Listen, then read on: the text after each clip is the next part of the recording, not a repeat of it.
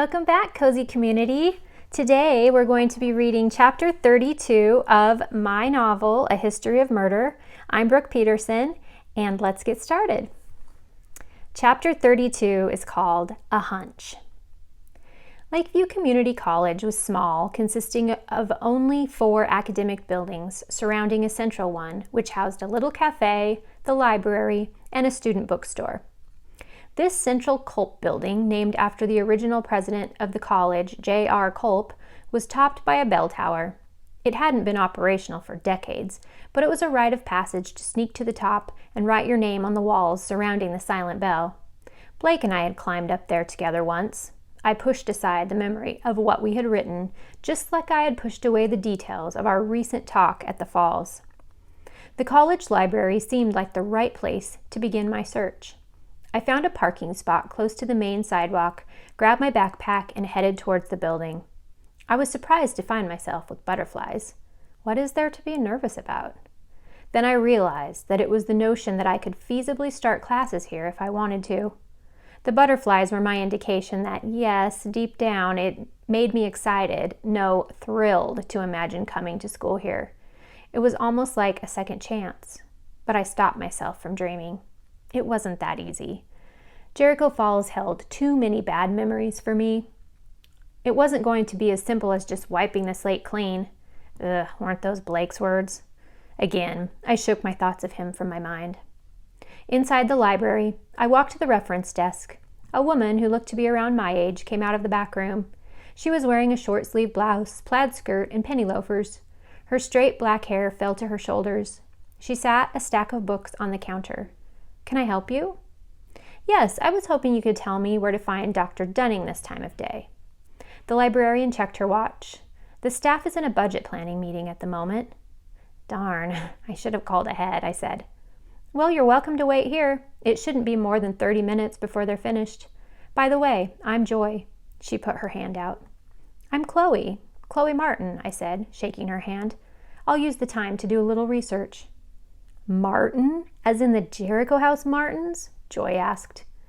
I nodded with a bit of trepidation, like I always did when someone seemed to recognize me. Where was she going with this? Was I going to get asked about Christy's death? Arts? Yes, my grandma is Lily, I said. Oh my gosh, I dreamed of living in that house as a little girl. I begged my parents to take me to tour the mansion. Then, for my 10th birthday, that was my gift. 2 of my friends and I went there for a private tour and a tea party in the dining room. It is seriously one of my best birthday memories. A faint memory of a tea party for little girls swirled in my mind. I think I remember that, I said with a little laugh. Grandma made tiny peanut butter and honey sandwiches because they were your favorite. Joy beamed. Yes, and your grandpa dressed up and acted as our waiter. They were so sweet. They are the best set of grandparents a kid could have, I agreed. Listen, I'm so sorry to hear about your grandma's friend. She must be a wreck. She's shook up, of course, but she's coping. I don't mean to pry, but what happened to him? We're not sure yet. The police are still investigating. Joy nodded, with a concerned look in her eye. Sorry, I'm sure you don't want to be hounded about it by a stranger. She busied herself with stacking a few books and putting the pens and pencils strewn across the counter into a jar. She went back to work, and I began perusing the shelves, getting acquainted with how the library was organized. I loved being in libraries. The quiet combined with endless information. I never felt anxious or pressured when I was in a library. The energy there was always soothing and calm. For a while, I walked through the shelves, letting my fingers drag across the book spines. I remembered I used to do this as a child and decide to let a book pick me. I'd wait until I felt a hunch and stop on that book. It was probably all in my imagination, but I loved the game. As I turned down another row of bookshelves, Joy stopped me. Oh, hey, is the rumor about Jericho House true? What rumor? I asked. As kids, we heard that there was a secret passage in the basement that led to the town's underground tunnels. Is it true? This was a new one. I had heard many stories about our house. Some said it was haunted by the spirits of dead miners who wanted revenge on my great-grandfather for working them so hard. There was even gossip that our house had secret vaults built into it where Jedediah Jericho hid trunks filled with gold nuggets. But an underground passageway? I hadn't heard this one before. I tried not to laugh. Sorry, that's not true. I've been through every inch of that place. No secret tunnels. It's kind of disappointing. I would have loved to have the whole Scooby-Doo mansion experience just like every other kid. We both laughed then. Figures, Joy said. Kids and their stories.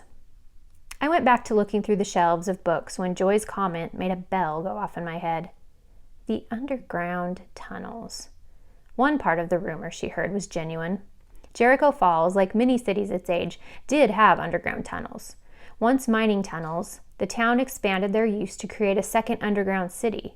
Aside from creating shelter, the tunnels also provided a way for goods to be moved throughout the main street area without disturbing the street traffic above. Tunnel accesses popped up at various places in town.